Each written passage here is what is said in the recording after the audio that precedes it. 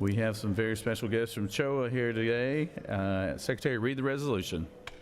Senate Resolution 642 by Senators Parent of the 44th and others. A resolution recognizing February 7th through the 14th, 2026 as Congenital Heart Defect Awareness Week at the state capitol and for other purposes. Whereas over 1 million families across America face the challenges and hardships of raising children with congenital heart defects. Each year, approximately 40,000 babies are born in the United States with these conditions.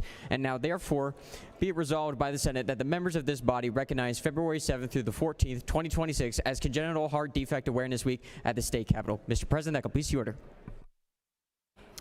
Is there objection to the adoption resolution? Chair hears none. The resolution is adopted. Recognize a senator from the 44th to speak to the resolution.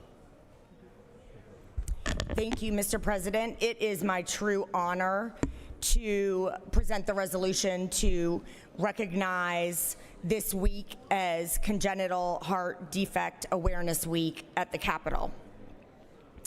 We have a whole panoply of very special guests up here with me today.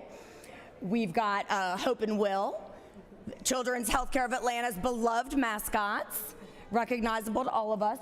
We also have two of our therapy dogs who you can't really see right now, which I'm struggling with because I want y'all to be able to see them during the presentation, but they'll come back around, and they do such a great job.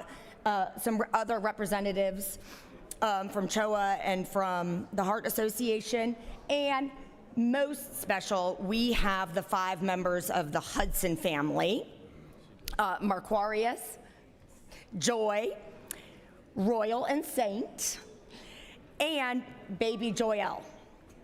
Joyelle is 22 months old and was diagnosed while young, obviously, with a CAVV.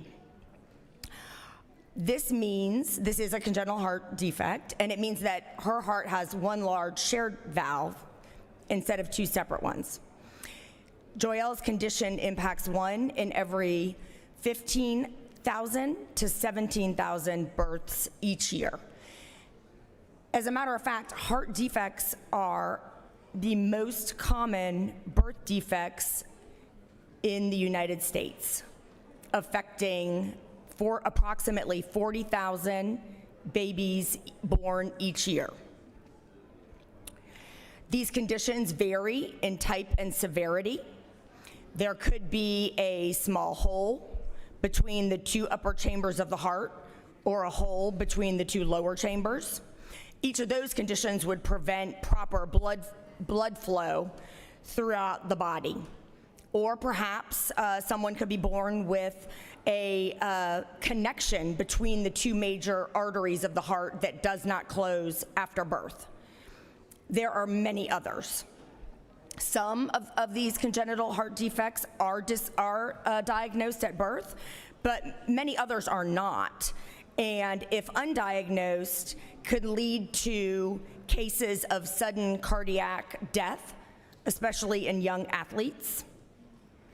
And despite all of the alarming statistics, and that this is the most common birth defect in our country, newborns and young athletes are not regularly screened for heart defects. This congenital heart defects are very near and dear to my heart in particular.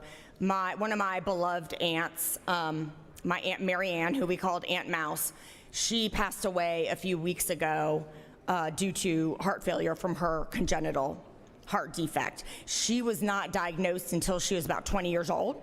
She collapsed at a dance and had to be rushed to the hospital, and that's when her congenital heart defect was discovered. When her death occurred a few weeks ago, she was 78 years old. So she really was a miracle of modern medicine. But it was a battle for her entire life. And as she grew older, her malfunctioning heart led her to have to be frequently in the hospital for severe atrial fibrillation. And her failure of her heart to pump blood efficiently meant that that fluid would have severe buildup in her body, and her feet, for example, would be swollen and red because her heart simply could not pump her blood through her body. But she was one of the lucky ones, and there are so many like Joelle, like young athletes who may collapse at fall football pre-training season that we often read about, who are not as lucky. And we need to have more work to do to help all of these patients. My aunt's story actually has a really wonderful silver lining. Were it not for this condition, she may never have met my uncle. He was a hospital orderly when at 20 she collapsed and was rushed to the hospital. He said, "Oh, this new patient who came in is pretty cute."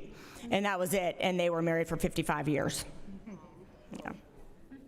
So love and care go a long way, but we can do better as a body to try to catch and prevent congenital heart defects. The lifelong care needed for these patients is also a reason that I have filed SB 481, which would cover heart and lung transplants under Medicaid. We're actually the only state that has the capabilities to do those transplants where they are not covered under Medicaid. And this is a bipartisan issue that many are talking about and that I'm working on with Piedmont, Emory, and the Medical Association of Georgia. So just putting in a plug for that while we talk about these defects. I really want to thank the Hudson family and all the other advocates who are up here. We've got some other young patients. Please give them a round of applause. Yeah. Yay! Hi! Who are all here. Yeah, if y'all haven't looked at this little cutie who's standing up and waving at you, you really have to. She's a firecracker, clearly. Thank you for coming and educating us. And thank you to all of these special guests, and always to Children's Healthcare of Atlanta, which does a tremendous job. Thank you, Mr. President.